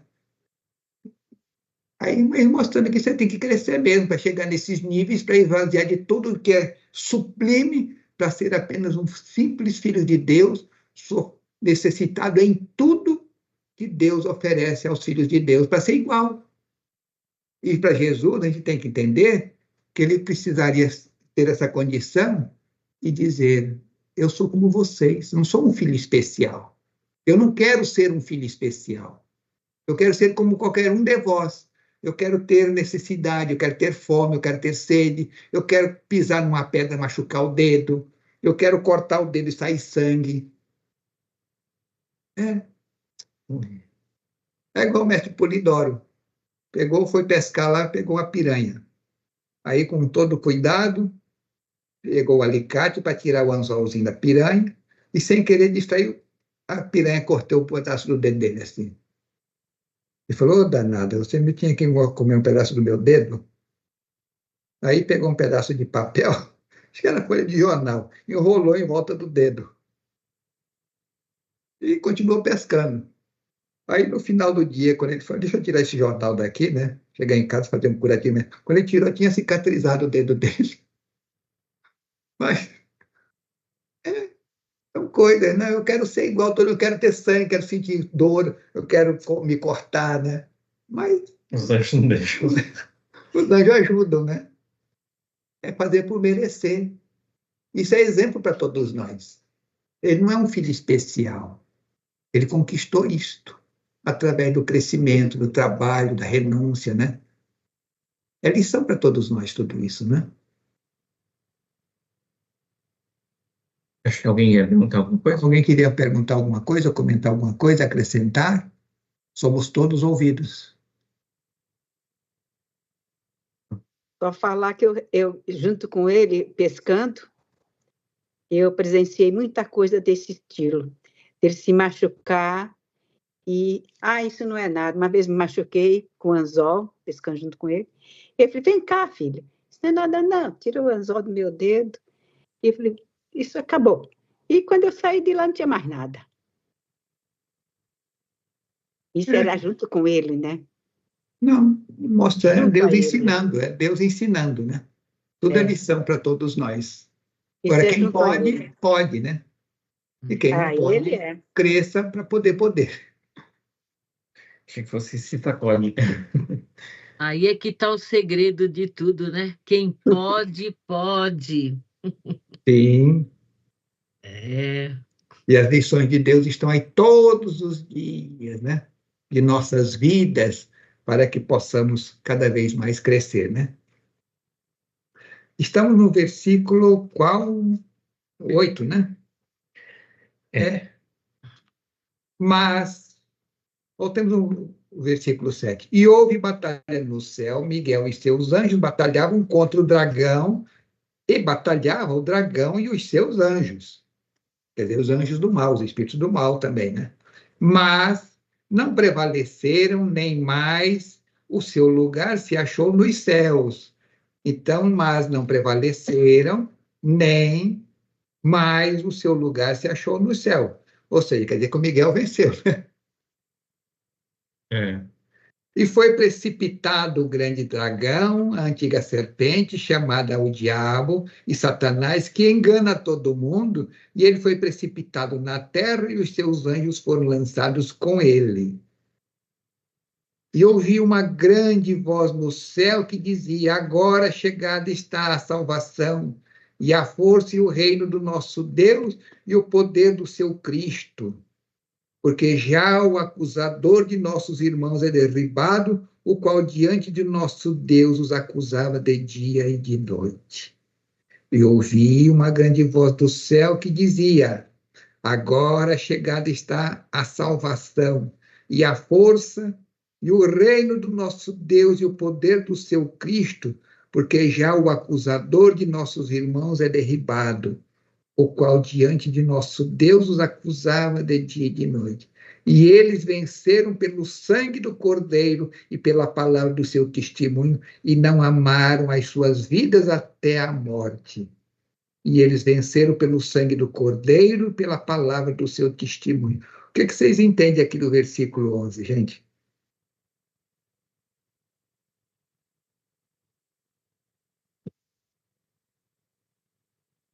Helena, diga.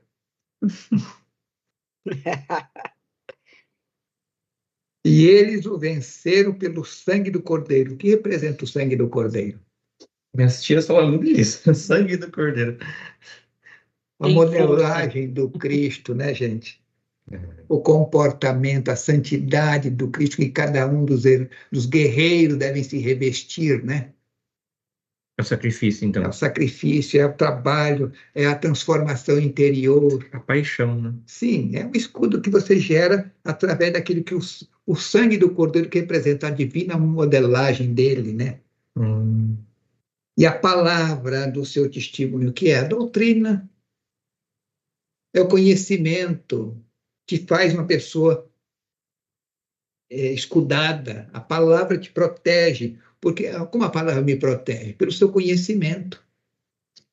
O conhecimento liberta, não está escrito assim? Conhecereis a verdade e a verdade vos libertará. Não está escrito lá no Evangelho de João? Sim. Até o nosso irmão Bolsonaro é quem sempre fala, né? E eles o venceram pelo sangue do Cordeiro e pela palavra do seu testemunho, e não amaram as suas vidas até a morte. Pelo que alegrai-vos, ó céus, e vós que neles habitais. Ai dos que habitam na terra e no mar, porque o diabo desceu a vós, e tem grande ira, sabendo que já tem pouco tempo. E quando o dragão viu que fora lançado na terra, perseguiu a mulher que dera a luz ao varão.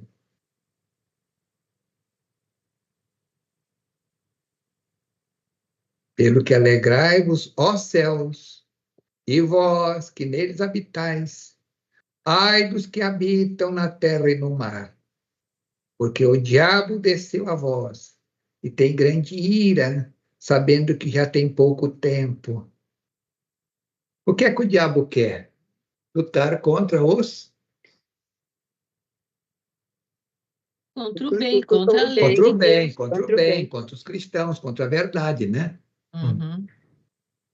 E quando o dragão viu que fora lançado na terra, perseguiu a mulher que dera à luz o varão. E foram dadas à mulher 2 asas de grande águia, para que voasse para o deserto, ao seu lugar, onde é sustentada por um tempo fora da vista da serpente. E a serpente lançou da sua boca atrás da mulher. E tem uma coisa meio simbólica também, né? Sustentada por um tempo e tempos e metade de um tempo. Você não tem isso? Vou repetir. No 14. E foram dadas à mulher 2 asas de grande águia, para que voasse para o deserto ao seu lugar, onde é sustentada por um tempo e tempos e metade de um tempo, fora da vista da serpente. Ou seja, a restauração doutrinária, a serpente ficou, e foi dado um tempo para que as coisas fossem caminhando, para que a doutrina fosse sendo entregue paulatinamente, né? Ou seja, em doses homeopáticas, porque lutar contra a besta seria gerar mais sangue, mais luta, mais sofrimento, né? E a serpente lançou da sua boca, atrás da mulher, água como um rio, para que pela corrente a fizesse arrebatar. E a terra ajudou a mulher. E a terra abriu a sua boca e tragou o rio que o dragão lançara da sua boca. E o dragão irou-se contra a mulher e foi fazer guerra ao resto de sua semente, os que guardam os mandamentos de Deus e têm o testemunho de Jesus Cristo. O que a gente pode entender isso daqui a partir do versículo 17? 16 também, né? A terra ajudou a mulher. Por que a terra ajudou? Tipo, por conta do rio. Que o não, rio sim, absorveu a água. A água. Mas o que é esse simbolismo? A terra seria Deus? A doutrina ficou guardada, e a mulher e a besta ficou destilando o seu fel, querendo destruir a doutrina, e não conseguiu. Então ela ficou isolada, ficou guardada, né? Aí vem agora esse detalhe aqui. E o dragão irou-se contra a mulher. Ou seja, seria corromper a doutrina, porque a mulher representa a doutrina. E foi fazer guerra a quem? Ao resto da semente. Quem são? Os trabalhadores. Os trabalhadores, os cristãos. Os profetas. Os que guardam os mandamentos de Deus e têm o testemunho de Jesus. Que guerra teria sido esta, gente?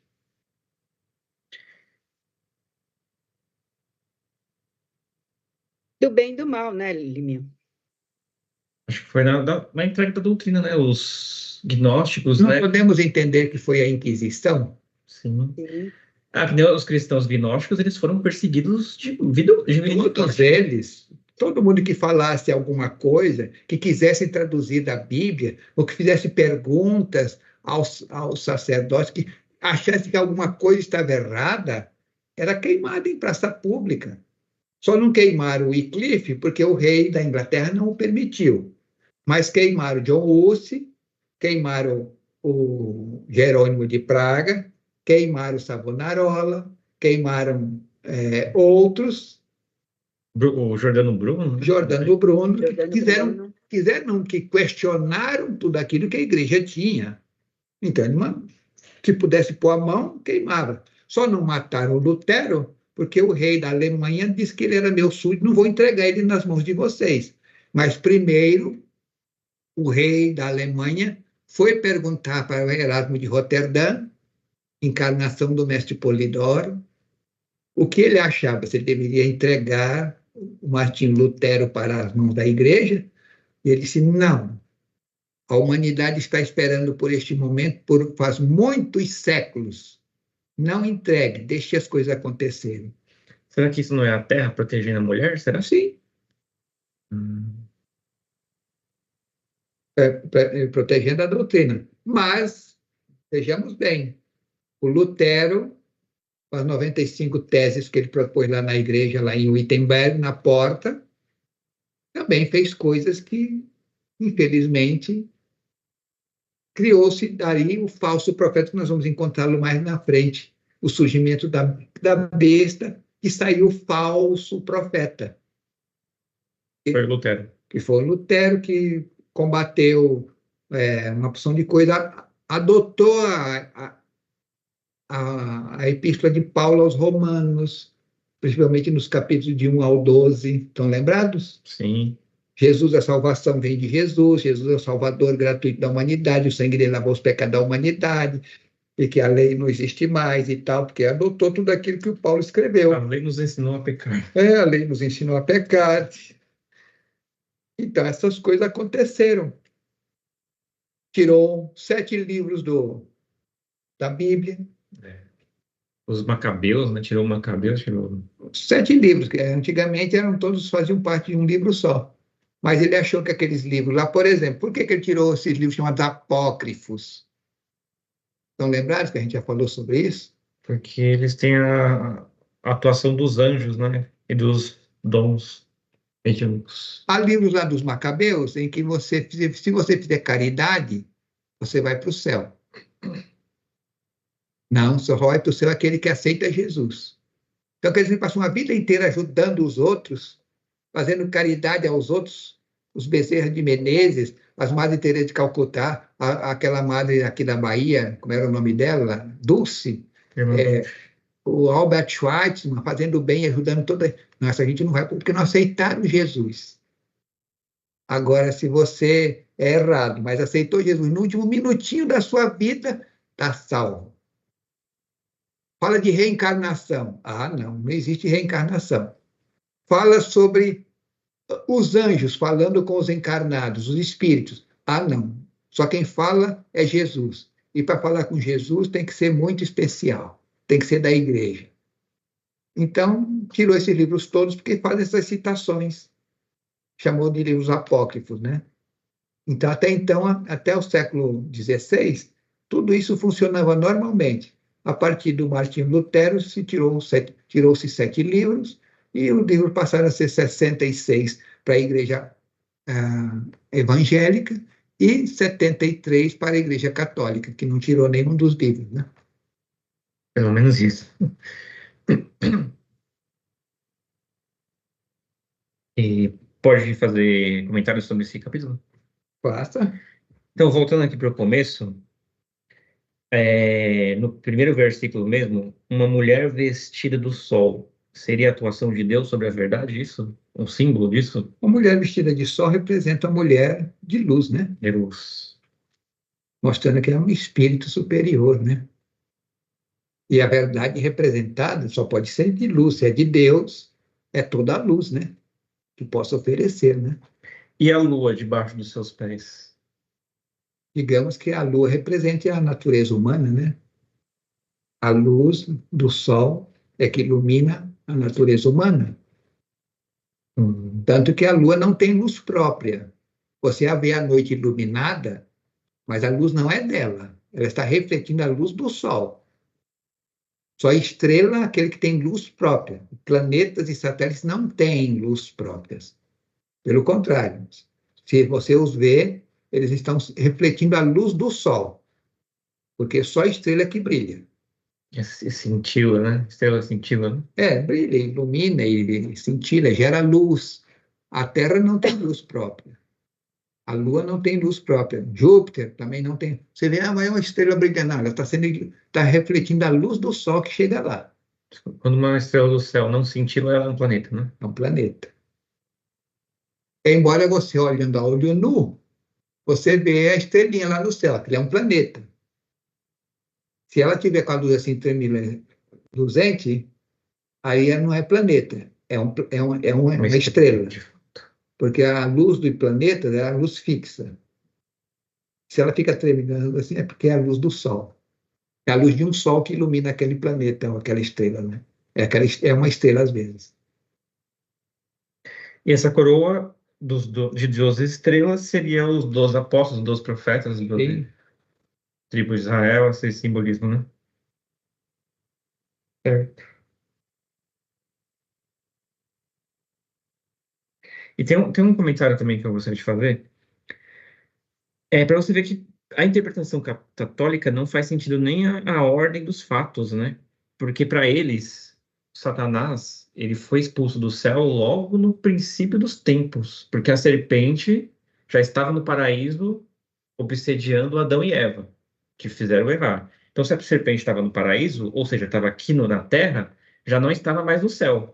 E como que de repente ela aparece lá no céu e é expulsa novamente do céu? Então, o tempo para aqui desse versículo, pela interpretação católica, não faz sentido também. É porque a serpente é o símbolo da inferioridade, né? Sim. Tanto que está dito que a mulher iria pisar na cabeça da serpente da geração dela, que eles atribuem seria Jesus, que iria combater a inferioridade no mundo, né? Seria o exemplo do comportamento de Jesus, né? Então dizem que Jesus estava profetizando desde Adão e Eva, né? Mas na verdade é um símbolo da inferioridade, porque aí existem as contradições. E Deus condenou a serpente a andar de rastro. Subentende que a serpente tinha pernas e mãos e braços. É um negócio mesmo. Então não era cobra, era um lagarto, né? E o animal que é a serpente que pagou o pato. Por isso. Agora é uma serpente burra, né? Porque se ela pediu para para Eva comer da maçã para ela ficar sábia, que nem o próprio Deus, por que ela não comeu para ficar sábia? Quer que a outra que vai ficar, né? Porque ela sabia que vinha o troco. Ela era inteligimenta, ó. Inteligimenta.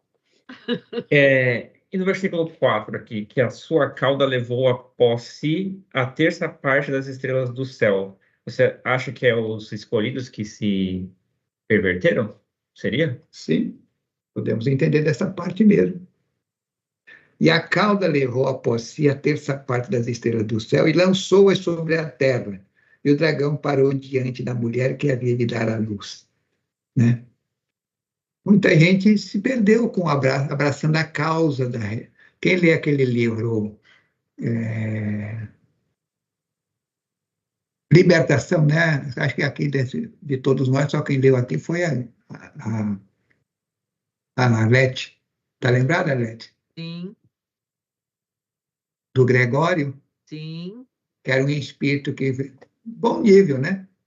E a mãe era um espírito até mais superior do que ele. E aí ele encarnou para ser padre. Na verdade, ele não queria ser padre, né? A mãe é que queria que ele fosse. A mãe queria, que era um orgulho. Minha avó mesmo dizia para minha mãe: ai, Joaninha, deixa o Luizinho, o Luiz Clóvis, ser padre. É tão bonito na família ter um padre na família. Eu não quero meu filho padre, Dona Maria. Eu quero meu filho casado com filho. Vai ser padre fazer o quê dentro da igreja? Ficar lá que nem um tonto? Eu gosto, sua mãe já botou limpo ali, ponto. Pois é. Ai, é tão bonito na família ter um padre. Minha avó era católica, né? Então, antigamente era assim, toda a família tinha que ter um padre na família. Era tradição.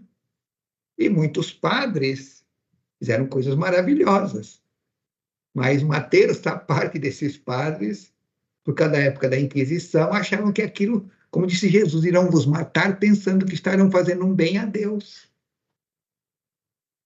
É o preço da ignorância, da inferioridade, né? Os erros. Né? Igual que você conta, né? Fazer velas com a gordura dos protestantes. Isso foi o bispo da Espanha, o cardeal da Espanha, que na noite de São Bartolomeu, em que lá na França mataram os huguenotes, chamados os protestantes, naquela noite, eles receberam a carta lá do bispo, do cardeal, dizendo: façam na gordura desses malditos, desses infiéis, velas para iluminar o altar, porque isso agradará a Deus. Jesus disse há 2000 anos: irão vos matar, pensando que estarão fazendo um bem a Deus. Mas eles leram nas Escrituras e não entenderam, né? Sim. Certo? Certo. Algum comentário? A mais? Alguém?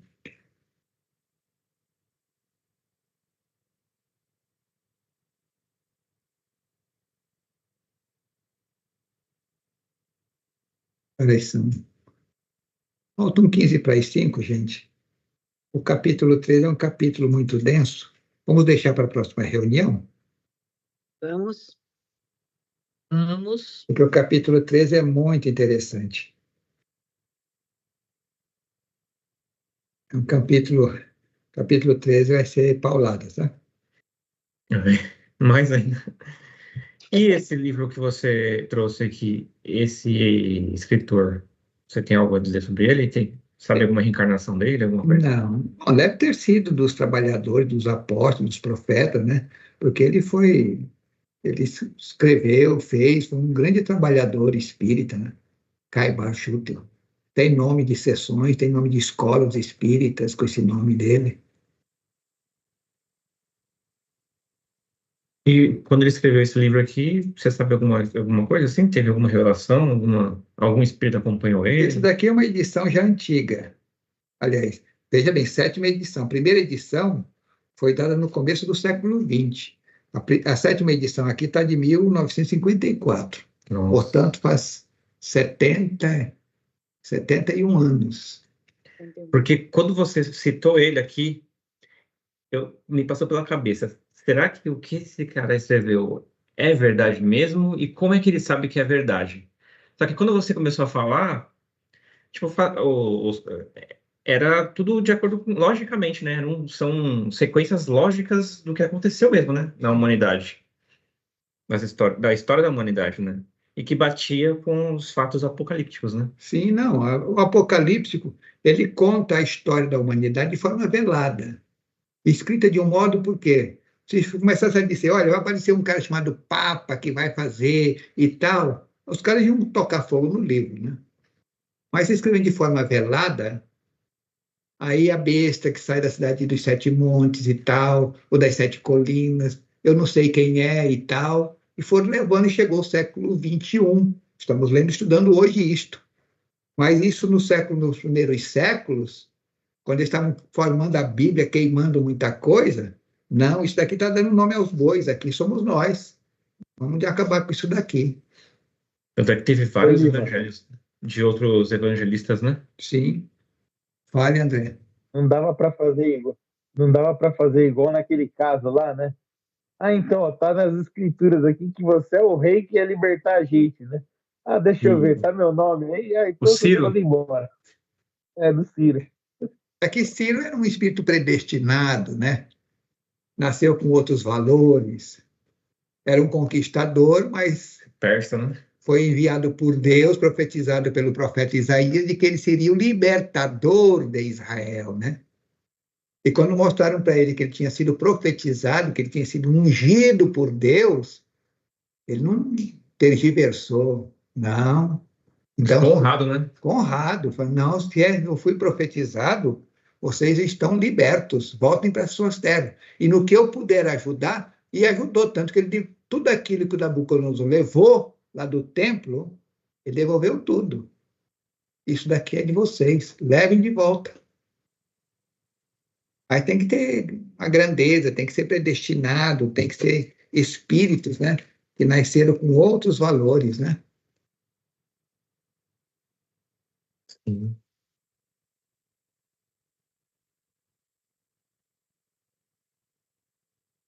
Alguém queria comentar alguma coisa a mais, perguntar alguma coisa acerca do capítulo 12?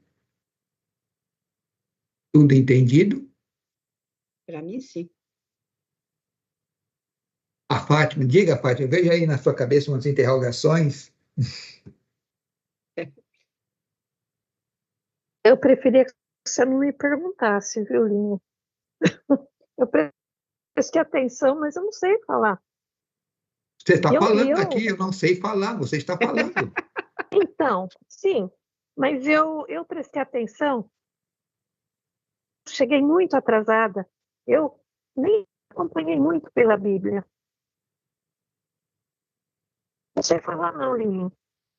Tudo bem, então, meu amor. Esquenta a cabeça, não. Não, não peça desculpa, pois estou brincando com você. Estou brincando com você. Eu 40 minutos sem ouvir nada. Depois eu cheguei assim, de repente. Mas não tem nada. Você, não sei falar, o Guilherme vai colocar na internet, no YouTube, e você pode acompanhar do comecinho. Não sofra por isso, tá bom? A gente sabe que você tem os seus problemas. Eu faço isso. Tem os seus trabalhos, tem família que vai nesse horário, no sábado, neste horário, você está recebendo filho, nora e netos. Nós sabemos de tudo isso dentro de você. Não se preocupa com isso. Desculpa. Não, não fale. Obrigada, Liminha. Que é isso, meu amor. Eu peço desculpa se fui infeliz na brincadeira. Não, eu que fico com vergonha. Não, é porque as pessoas sabem, eu admiro a Arlete, você, o Guilherme, o André. Eu morro de vergonha que eu presto atenção no que vocês falam, mas eu não sei conversar com vocês. É que você é acanhada, é humilde, então não quer mostrar. Não. Não é, não. Obrigada. Deixa quieto. Então, minha gente, vamos pedir a Deus. Deixa quieto. Que nem diz outra barra. Vamos então pedir a Deus para tomarmos parte neste grande trabalho que, graças a Deus, a sua divina manifestação conosco, minha gente. E o grupo de espíritos é imenso. Legiões maravilhosas conosco. Muito obrigado, meu Senhor. Muito obrigado, Pai Santo. Obrigado, Pai de infinita bondade. Muito obrigado por tudo. Muito obrigado. E nós, encarnados, somos poucos, mas pedindo a Deus, juntamente com as legiões desencarnadas, num só pensamento, num só propósito, formando apenas uma corrente de espíritos, filhos de Deus, independente de estar na carne ou fora dela, pedir a Deus a sua bênção, a sua graça, a sua misericórdia sobre toda a humanidade nesta hora do mundo tão difícil,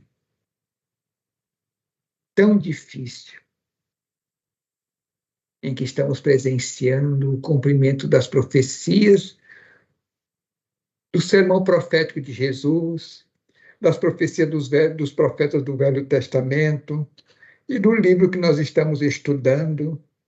É o momento em que estamos vivendo hoje na Terra. Naqueles dias, são os dias de hoje. Dias chegarão. Desses dias estamos vivendo hoje. E antes do grande dia terrível do Senhor, é o que estamos vivendo hoje também. Tudo profetizado de forma simbólica, mas representam os dias de hoje. Bênçãos primeiramente para as legiões angélicas e mensageiras, para que possam servir e ajudar a quem neste mundo faça por merecer, ou seja, merecedor das bênçãos de Deus. E mais uma vez, lembramos os nossos irmãos homens e mulheres na difícil tarefa de gerir a humanidade, ainda onde o orgulho e o egoísmo falam muito alto. Obrigado, Senhor, pelas bênçãos e graças a teus filhos, para que eles possam distribuir a também seus filhos.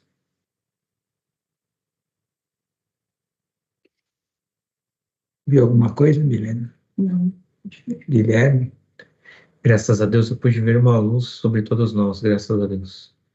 Aí, Arlete? Nada vi, graças a Deus. André?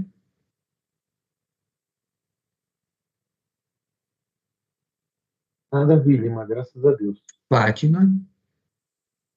Apenas a flor branca, cravos. Obrigada. Tá bom. Givani? Graças a Deus, minha graças a Deus, me mostram assim o término dessa maravilhosa explanação toda, né? Ensinamentos e tudo isso.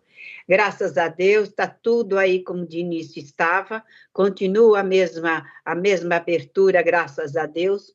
Só que agora, nesse encerramento dessa palestra, desses ensinamentos, desses estudos, graças a Deus, eu vejo assim uma revoada linda de anjos.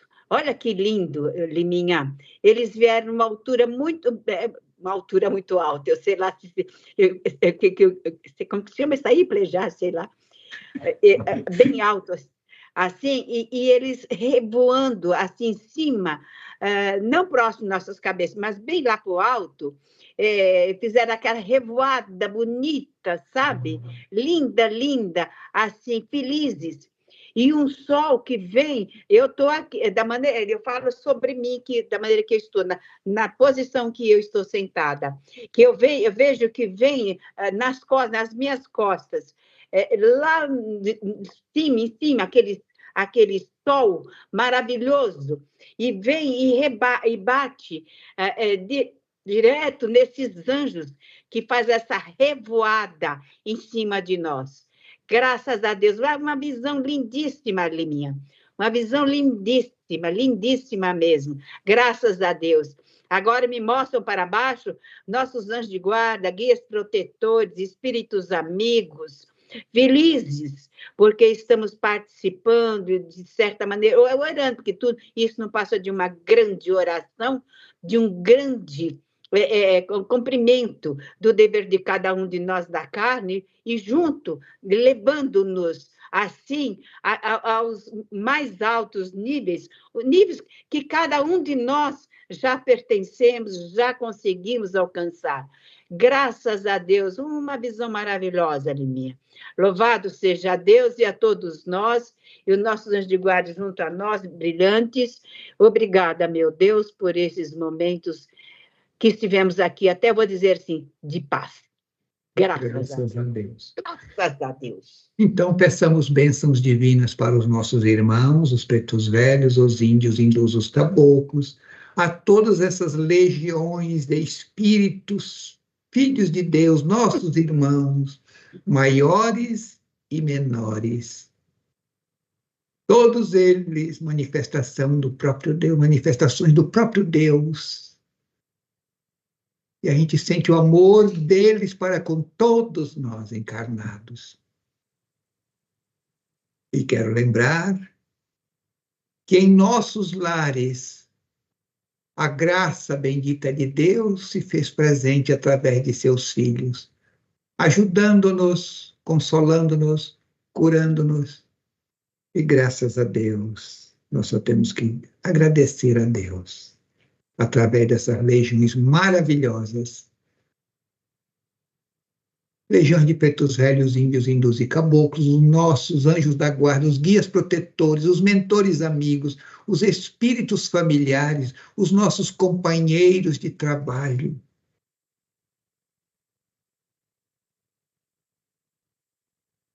Aos espíritos que comandam legiões. Nero, Maria Madalena, Maria Conda, o Gandhi, o Sócrates, a Doce Mãe Maria, Bezerra de Menezes, o amigo João, o evangelista, ao amado Jesus, o Filho amado Jesus, o Príncipe da Paz, Jesus, o Divino Amor, Jesus, nosso irmão maior, o meigo Nazireu. Obrigado, Jesus. Obrigado pelo seu carinho também. Ao profeta Elias, a este Espírito também com muito carinho, com muito amor. Ao Espírito que comanda a nossa galáxia, o governador da galáxia, na Bíblia é chamado Jeová. É a divina manifestação do próprio Deus. Oremos. Oração a Jesus Cristo. Jesus, divino amigo, Verbo do Eterno, a ti rogamos a assistência das legiões mensageiras, síntese de todas as verdades, como Cristo planetário. Em ti aprendemos as leis de origem, processo evolutivo e sagrada finalidade. Do estágio evolutivo em que nos encontramos, consideramos o que há para baixo na escala evolutiva, rogando por aqueles que, através dos milênios, se encaminharão para o estado de consciência individual. Igualmente o fazemos, Senhor planetário, visualizando a consumação crística, a realização da unidade, seguindo os rumos imortais de tua orientação verdadeira, amorosa e justa, de mestre inconfundível. No teu divino exemplo, Jesus, reconhecemos o respeito que devemos aos princípios eternos, perfeitos e imutáveis do nosso Pai, o sagrado princípio do todo. Na tua ressurreição espiritual, ó divino amigo, aprendemos a lição da ressurreição final de todos os filhos do Altíssimo. No teu batismo de revelação, Senhor, aprendemos a importância da mensageria espiritual do bem, cujos ensinamentos advertem, ilustram e consolam. E rogamos, ó Jesus, ao teu sábio ministério, que em toda a humanidade se faça um novo e glorioso Pentecoste, a fim de que, aprendendo com os teus mensageiros, os homens se tornem bons filhos do Pai Divino e fiéis amigos de seus irmãos. Ponha, ó celeste benfeitor, a noção de responsabilidade na consciência de teus tutelados, para que se sintam juízes em causa própria, aprendendo a comandar seus pensamentos e atos. Senhor, arranca de todas as mentes as tendências sectárias, idólatras e pagãs, ritualistas e simuladoras, fazendo brotar nelas a certeza da verdade, do amor e da virtude, como sendo a que liberta o espírito. Mestre dos mestres, infunda nas almas tuas irmãs, que ainda perambulam pelos planos inferiores da vida, o sentimento da simplicidade, esse que faz reconhecer a igualdade perante as leis de Deus, o nosso Pai comum. Celeste condutor, deposita em cada coração uma gotícula de amor, para que os mesmos procurem nas obras de fraternidade o caminho do céu, abandonando de uma vez para sempre os religiosismos que retardam a marcha evolutiva dos espíritos. Cordeiro de Deus, faze que teus irmãos reconheçam na criação infinita, nos mundos e nas humanidades, o templo vivo do Criador, onde todos devemos viver em estado de oração.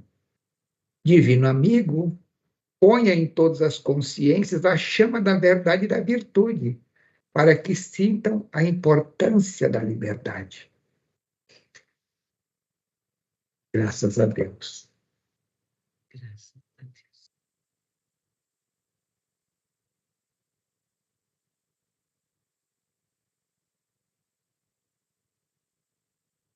Guilherme? Não pude ver, graças a Deus. Guilherme? André? Nada, Lima, graças a Deus. Fátima? Graças a Deus, Liminha, eu pude. Graças a Deus. sentir a manifestação divina, a irradiação desses irmãos de luz tão abençoados. Até alguns pontos da Bíblia me vieram depois. Eu agradeço a Deus por isso, que na hora eu fiquei tensa. E a Ribani citou revoada de pombos, não foi?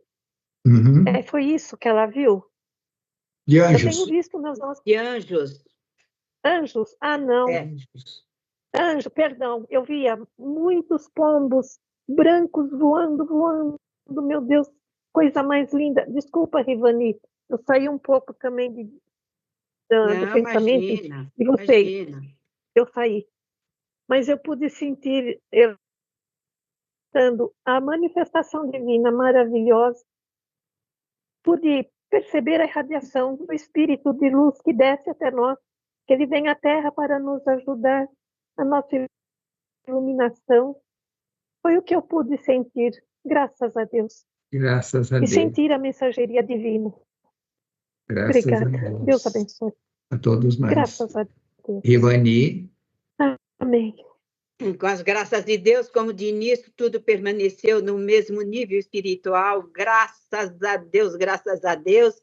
Até minha garganta se fecha um pouco de alegria, né? Porque a gente fica feliz, lógico, para ver que tudo isso que nos traz de conhecimento e assim mais um aconchego à justiça divina a Deus. Graças a Deus, posso ver assim, de início ela falou, foi por os anjos, mas agora no final, bem lá em cima, aquela luz brilhantíssima que esparge para muitos, assim, esparge para o planeta. Graças a Deus, aí sim apareceu uma pomba, branquinha, mas lá, assim, bem no centro daquele início, aquela luz brilhantíssima, mais para lógico, mais para lá e um pouco mais aqui, chegando para a Terra, esse pombo. E ele rodeava assim, branquinho. Ele fez umas 2, 3 voltas assim. E para mim, de felicidade de todos, para mim, assim me entendi. Estava feliz por todos esses ensinamentos divinos. Foi o que eu entendi, viu? Ninguém me falou, não. Eu entendi, Rivani. Graças a Deus, graças a Deus. Porque eu vi esse pombo branquinho, mas tinha uma aura doirada em torno dele, mas ele trazia nos pezinhos dele uma faixa com dizeres, um versículo bíblico que eu não consegui ler. Obrigado, Senhor. Obrigada, meu Deus.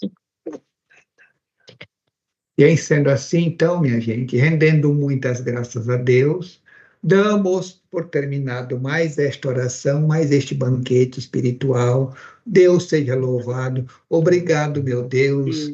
E o nosso agradecimento é pequeno, porque somos pequenos, e eu só tenho que dizer, Senhor, recebe em tuas mãos os nossos agradecimentos na forma dos nossos corações, em agradecimento. Muito obrigado, Pai Santo, por tudo. Então, Guilherme, tchau. Tchau, Regina. Tchau, Arlete. Tchau, André. Tchau, Fátima. Tchau, Rivani. Tchau, Elaine. Tchau, Helena, Rivani, Elaine. Deus abençoe, fiquem com Deus. Até segunda-feira, se Deus assim permitir, gente. Deus abençoe a todos. Elaine, Deus abençoe. Até segunda, Liminha. Se Deus assim permitir. Deus quiser. Beijo. Tchau. Tchau. Se Deus quiser, ele há de querer. Tchau, minha querida. Melanie. Tchau, querida. Arlete, que linda que você está. Você está grande no vídeo. É, linda. porque eu tô no iPad, o telefone.